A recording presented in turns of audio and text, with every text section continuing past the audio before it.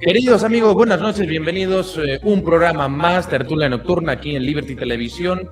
Hoy, martes, día 9 de diciembre. Andrea, ¿qué tal? Buenas noches. Buenas noches, ¿cómo están? Está bonita la noche, ¿no? No hace ni calor ni frío. Está bien. Ya, sin más dilación, vamos a presentar a nuestra primera invitada de esta noche, Paola Aguirre, exasambleísta departamental. Buenas noches.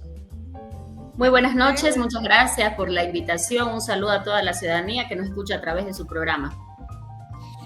¿Qué novedades para estas elecciones subnacionales, querida Paola? Bueno, a lo largo de estas últimas semanas hemos venido sosteniendo reuniones con diferentes representantes de organizaciones políticas y sectores de la sociedad civil a los efectos de poder construir un proyecto político que responda a las expectativas de la ciudadanía cruceña y que asuma un compromiso serio para poder seguir luchando por los infinitos puntos pendientes en agenda que el departamento de Santa Cruz necesita consolidar. Hasta la fecha no se tiene una decisión tomada precisamente por la alta responsabilidad que supone el encarar estas elecciones subnacionales, aunque en lo personal me siento profundamente satisfecha, agradecida y honrada por el hecho que desde la propia ciudadanía se haya deslizado la posibilidad de que se pueda asumir una candidatura a la gobernación cruceña, tomando en cuenta de que la historia política de este departamento y el status quo vigente deja muy pocos espacios de protagonismo político para las mujeres. Ya viendo un poquito el panorama que hay, me gustaría que nos explicaras qué pasó con Creemos y con Luis Fernando Camacho, porque no eres la única, digamos.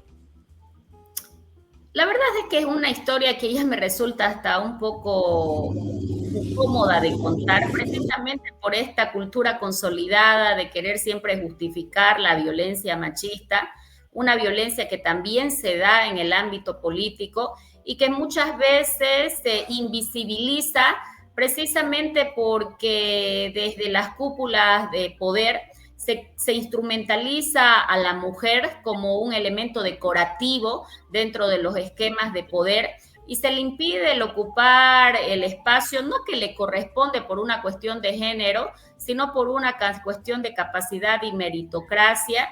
Y finalmente las organizaciones políticas terminan siendo siempre espacios decididos por hombres en su mayoría, y la tan ansiada paridad de género, fruto de luchas históricas por parte de las mujeres, termina siendo reducida a un espacio que sigue siendo decidido por cúpulas presididas por hombres. ¿Sería entonces nuestra primera gobernadora mujer en Santa Cruz? Si es que Creo que en realidad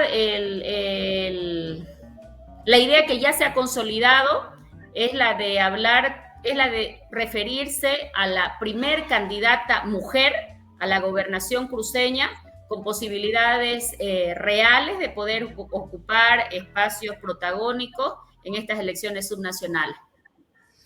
¿Consideras que Luis Fernando Camacho cambió después de salir de prisión?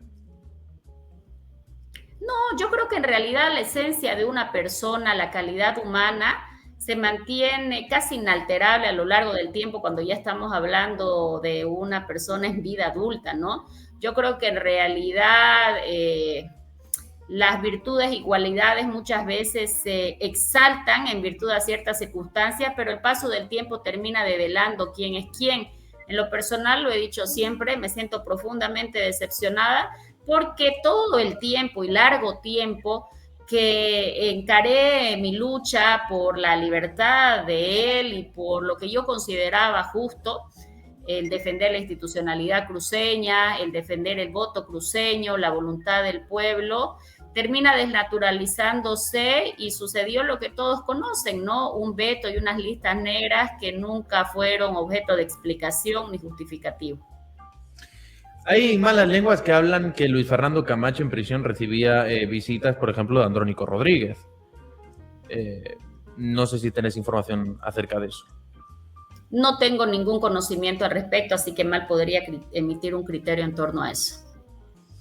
Bueno, Paola, te vimos el día después de las elecciones, bueno, los días después de las elecciones, te hemos proclamado, la mayoría queremos un cambio, pues, ¿no? Y te vemos como un cambio, más que nada, porque sos una mujer valiente, de pantalones, de armas tomar. ¿Estás animada? ¿Querés ir a la gobernación? En verdad, Andrea, para mí se constituye en un desafío muy importante y en una alta responsabilidad el poder asumir una candidatura a la gobernación cruceña, y te reitero, para mí ya es satisfactorio el solo hecho que desde la propia ciudadanía se contempla esta posibilidad, porque eso significa que estamos abriendo la mentalidad de una sociedad altamente conservadora, pero que empieza a reconocer que finalmente los espacios de liderazgo no tienen que estar destinados a hombres o mujeres en exclusivo, sino a quienes demuestren compromiso, ética, responsabilidad, sentido de coherencia en las luchas que este departamento ha venido encarando. Y creo que no es mal que por bien no venga, ¿no? Porque en realidad las listas negras y el veto de Creemos terminan finalmente abriéndome las puertas de una jaula dentro de una organización en la que no se permite el crecimiento de liderazgos simultáneos al del líder que se encuentra a la cabeza, ¿no? A partir de mi salida de Creemos y continuando siempre en la línea firme de defender Santa Cruz, porque si hay algo de lo que nunca se me va a poder acusar es de haber pactado con el movimiento al socialismo en mis 4 años y poco más de medio año como asambleísta departamental, ha sido precisamente eso, el de mantener un discurso en acciones y en palabras coherente, y precisamente a eso ha sido, Andrea, uno de los objetos de reclamo que denuncié hoy en la tarde, ¿no? La suscripción de un convenio que cercena nuestras autonomías, una denuncia que la hice tanto cuando estuvo Mario Aguilera como gobernador y que la hago ahora con Luis Fernando Camacho a la cabeza. ¿Qué consideras, qué cambios estructurales deberían haber en el departamento de Santa Cruz para que todo vaya mejor? Primero, creo que se tiene que respetar la institucionalidad. Se tiene que establecer criterios para evitar el manoseo político de instituciones que comprometen el cumplimiento de sus objetivos, y eso es algo que el movimiento al socialismo ha querido siempre convertir en frágil, ¿no? Recordemos la crisis institucional por la que pasa la gobernación cruceña cuando se encarcela a Luis Fernando Camacho, en ese entonces primera autoridad política del departamento, un vacío interpretativo en el estatuto autonómico y unas autoridades judiciales que parecen bailar al son y al ritmo del poder de turno, ¿no? Creo que si existe una verdadera voluntad política para poder garantizar la estabilidad institucional, esto necesariamente pasa por garantizar la independencia de órganos. Y mientras el órgano judicial no goce de independencia frente a otros poderes del Estado, difícilmente esta estabilidad institucional se va a poder garantizar. También es necesario poner en segundo plano los criterios políticos partidarios al momento de designar o de elegir a las cabezas técnicas de una institución. Debemos dejar de lado esa práctica perniciosa de privilegiar los lazos de confianza u obsecuencia en lugar de ver el currículum o la capacidad, experiencia, meritocracia que pueda tener una persona para ejercer una función pública. Los cambios de gestión de poder en las instituciones suponen necesariamente, porque mal se practica así, una avalancha de despidos que generan un proceso de transición que debería ser breve pero se convierte en extenso, y más aún cuando en los periodos intermedios hay cambio de mando, como sucedió en la gobernación o como sucede en la Asamblea Legislativa Departamental ahora, con una directiva con acefalía y con salidas de asambleístas acusados por transfugios, ¿no? Repito, creo que la clave está en garantizar la independencia de poderes, y eso necesariamente pasa por una voluntad política que los políticos no están dispuestos a ceder en su mayoría, porque a mayor discrecionalidad, mayor ámbito de ejercicio de actitudes tiránicas, déspotas que imponen la voluntad por encima de la legalidad. Justamente hablando de ese tema del transfugio, parece que es una cosa que se ha puesto de moda ahorita. Johnny Fernández lo hizo, Camacho también lo hizo. ¿Qué opinión tenéis respecto a eso? Porque ahora todo es transfugio. A mí me preocupa severamente el hecho de que se maneje con tanta discrecionalidad y ligereza el concepto de transfugio, porque se está distorsionando una cuestión elemental que hace al equilibrio de poderes. la diferencia entre el órgano ejecutivo y el órgano legislativo. Si bien nuestro sistema democrático contempla las elecciones por planchas, con candidatos al ejecutivo y su respectiva plancha al legislativo, esto no significa que el legislativo termine convirtiéndose en un apéndice del ejecutivo, o que el solo disenso de cuestiones que perfectamente pueden ser falibles por parte de las cabezas de los ejecutivos departamentales conlleve la salida por concepto de transfugio de un cargo que es legislativo, pero también eminentemente fiscalizador. En consecuencia, creo que el Tribunal Supremo Electoral ha sentado un precedente nefasto, porque el concepto de transfugio no es un concepto claramente definido en la ley, y el ponerlo en el marco de la discrecionalidad va a convertir en una herramienta de chantaje político el concepto de transfugio, y muchas veces al paladar del poder político de quien preside la organización. Paola, tenemos un comentario acá que dice: iniciará juicio de responsabilidades al actual gobernador en caso de que usted fuera elegida como gobernadora. Creo que son preguntas cuyas respuestas deben necesariamente ser analizadas a fondo, y la idea no es ingresar a una institución para asumir revanchismo político. De hecho, es lo último en lo que me preocupara, y en verdad deberían ser los equipos jurídicos, la Secretaría de Justicia, la Dirección de Asuntos Contenciosos, quienes revisen los actos jurídicos para detectar algún tipo de irregularidad, ¿no? Pero creo que es una pregunta maliciosa, así la concibo, porque aquí no se trata de confrontar. La confrontación está dada por una actitud desleal y de ingratitud por parte de Creemos y de Luis Fernando Camacho. Pero yo no pienso en el pasado para destruir, sino en el futuro para construir. Y agradezco, de hecho, el hecho de que me hayan vetado de Creemos, porque, repito, me abrieron las puertas de una jaula de oro en la que yo daba todo mi potencial y solamente recibía limitaciones y vetos a cambio. ¿Ese veto del que habla recibió alguna respuesta o alguna explicación del gobernador?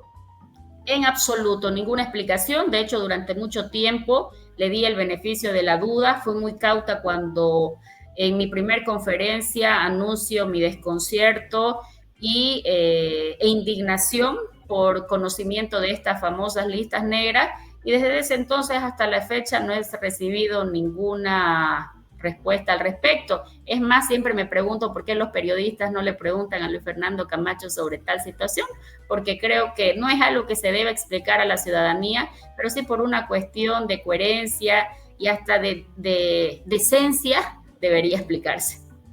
¿Qué tal es adentro? Usted sigue de asambleísta, ¿cierto? En sus funciones. Yes.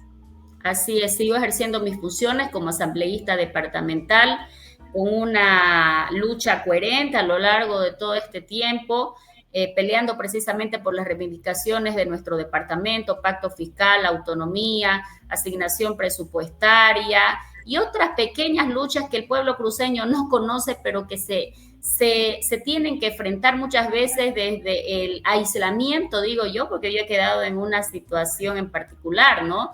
Yo no soy de la línea ni de los disidentes, que eran de la línea del gobernador, del ex gobernador en ejercicio y vicegobernador en funciones, Mario Aguilera, y la bancada camachista, ¿no? Que ahora está por presidir la Asamblea Legislativa Departamental. En resumen, me siento orgullosa de decir que no se necesita de una bancada para poder pelear por los intereses del departamento. Y de hecho, el asumir esta posición, Andrea, ha significado muchas veces colocarme en una situación de absoluta desventaja, porque hay una gran paradoja, ¿no?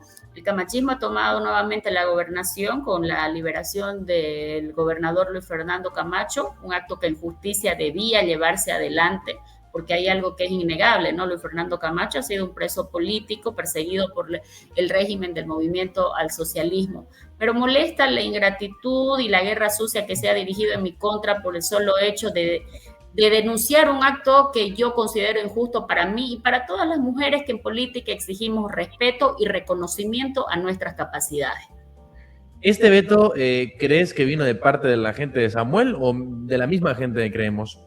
No, el veto ha venido de la gente de Creemos y de Luis Fernando Camacho. La propia gente de Samuel me lo hizo saber así. ¿Y te han dicho los nombres de quién lo dijo? ¿O claro, quién hizo esa lista? Claro que sí. Esa lista sale de Chonchocoro. Es decir, de Luis Fernando Camacho hizo esa lista. Así es. Paola, ¿Qué políticos se han acercado a vos hasta ahora para hablar de poder ir como su gobernadora o como su vicegobernadora?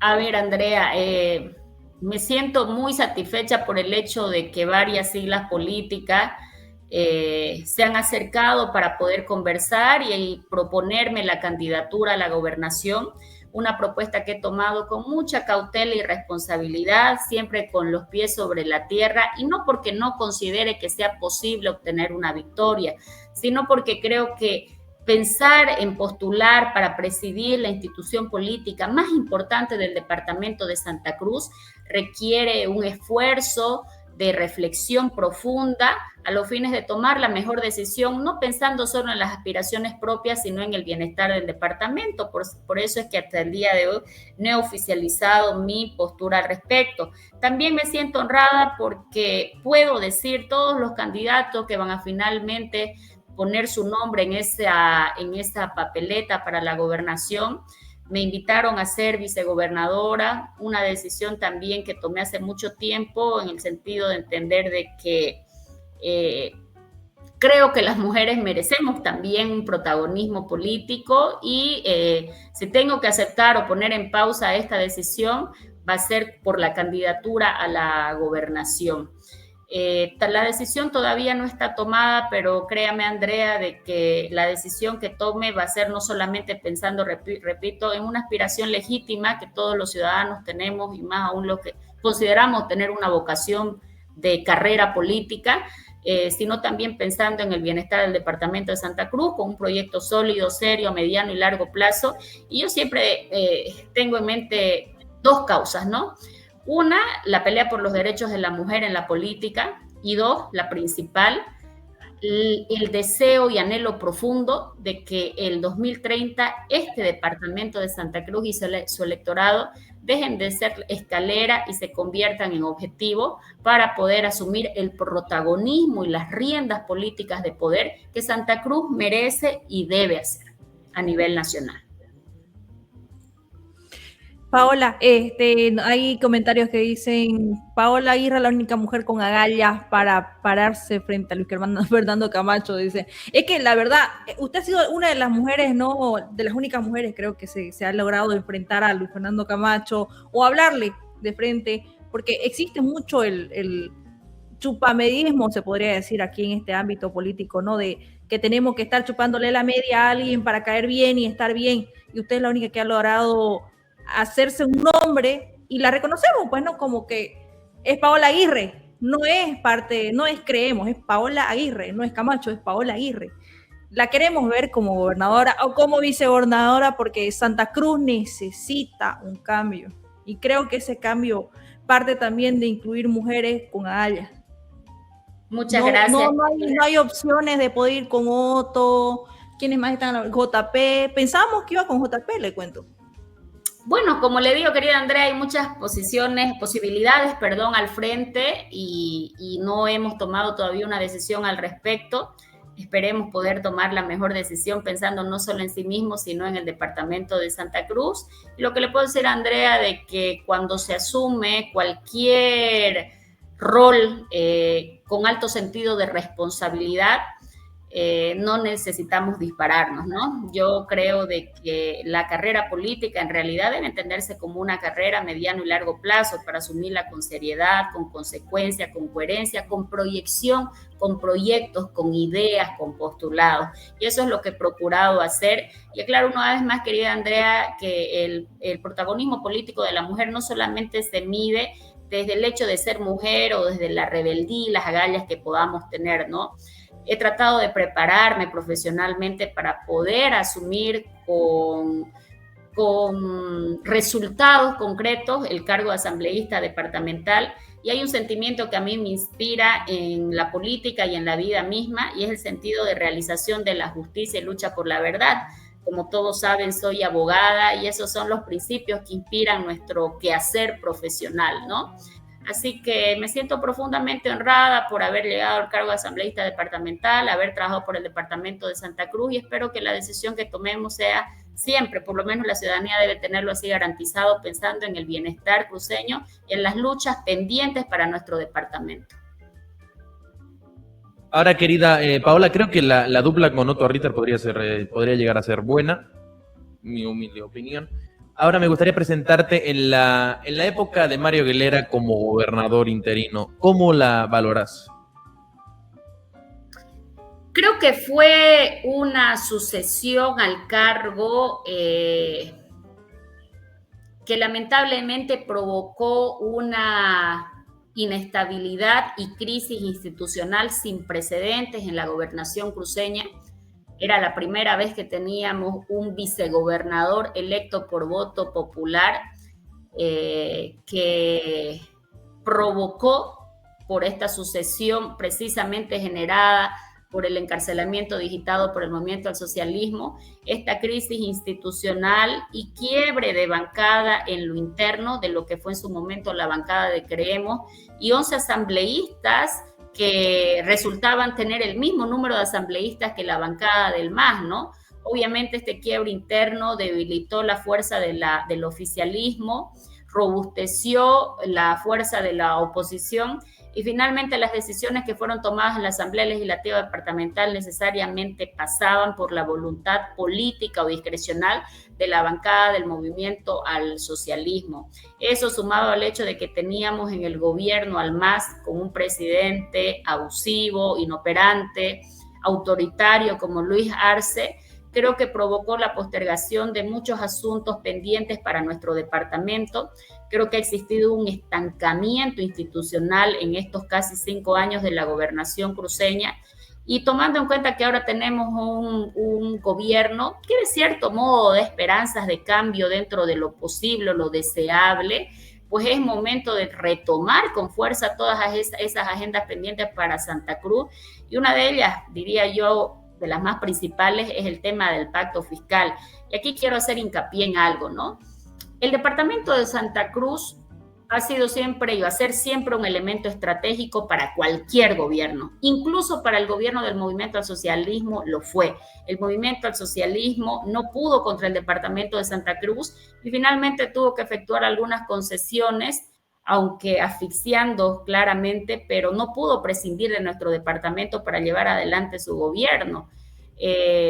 Pero eso no significa que Santa Cruz necesite ser un aliado político de un gobierno tal o cual, ¿no? Santa Cruz es un elemento estratégico, no necesita ser aliado, y es por eso que creo que la fuerza cruceña, el motor productivo, el significado socioeconómico y político que tiene Santa Cruz en nuestro país son las circunstancias propicias para que, dada el cambio de gobierno que existe, ahora Santa Cruz pueda pelear verdaderamente y con posibilidades reales de obtener los resultados, esas luchas que quedan pendientes. Una de ellas, el tema del pacto fiscal.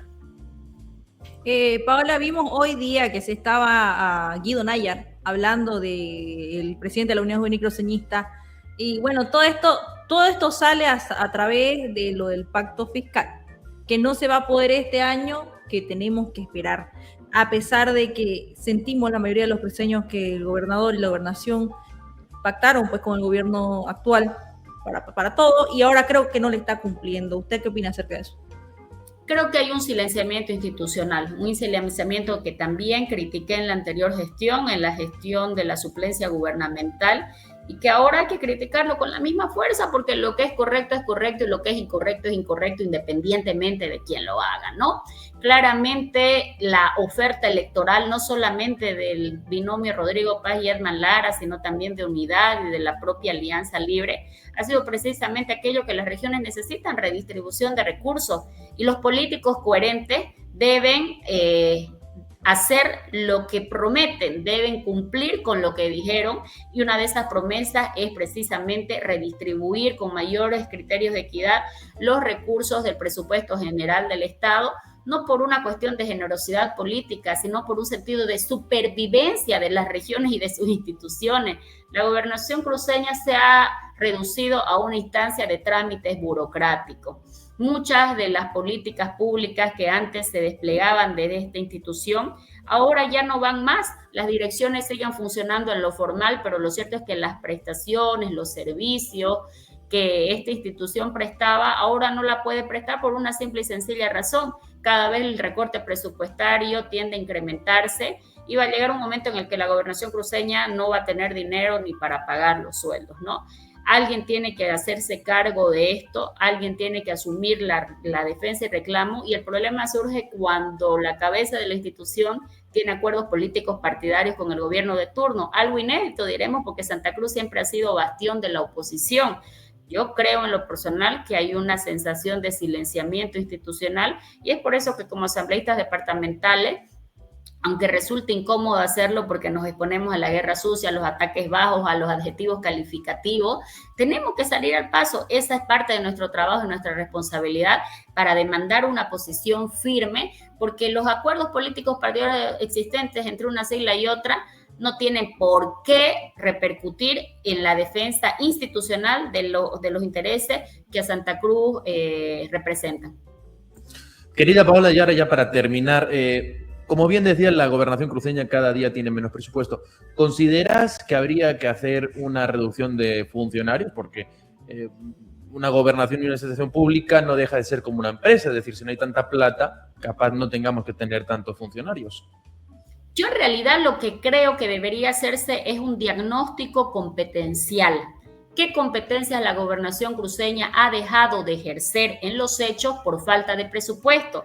Esto va a derivar naturalmente en la supresión de direcciones y secretarías que se han vuelto inoperantes, no porque la competencia o la necesidad social no exista, sino porque no existe un presupuesto para garantizar la ejecución efectiva de las competencias, porque de mantenerse ese personal sin recursos para ejecutar las políticas o las competencias propias de esa Secretaría de Dirección, estaríamos repitiendo, alimentando un estamento puramente burocrático que no tiene un resultado, un efecto útil para la ciudadanía, ¿no? Desde luego, la idea de reducir el Estado pasa por achicar las instituciones, efectuar una reingeniería que pueda optimizar el desempeño de los servidores públicos, dejar de ver las instituciones como un botín de prebenda política, y eso significa pues una toma de conciencia y muchas veces un despojo de privilegios de los que gozan las organizaciones políticas para tomar el poder, ¿no? Creo que es una necesidad tomando en cuenta la crisis en la que nos encontramos, pero además una estrategia de supervivencia institucional, porque repito, la gobernación cruceña no puede mantenerse en las condiciones en las que está, tomando en cuenta la reducción presupuestaria que ha tenido. Querida Paola, ¿cuándo va a tener claro si se presenta a qué candidatura? ¿Qué día? Siempre se lo pregunto a todos. Yo creo que Dios mediante ya el próximo miércoles voy a oficializar mi postura frente al pueblo cruceño. Bien, creo que ya el miércoles otra persona lo dijo. Le entrevistamos el miércoles para que nos lo cuente. Le esperamos. Sí o sí, ¿eh? Sí o sí. Gracias, Paola. Muchísimas gracias por respondernos. Gracias. Muy buenas noches. Gracias, querida Paola. Hasta Un abrazo. Queridos amigos, nosotros hacemos una pausa y enseguida retornamos con más. Volvemos.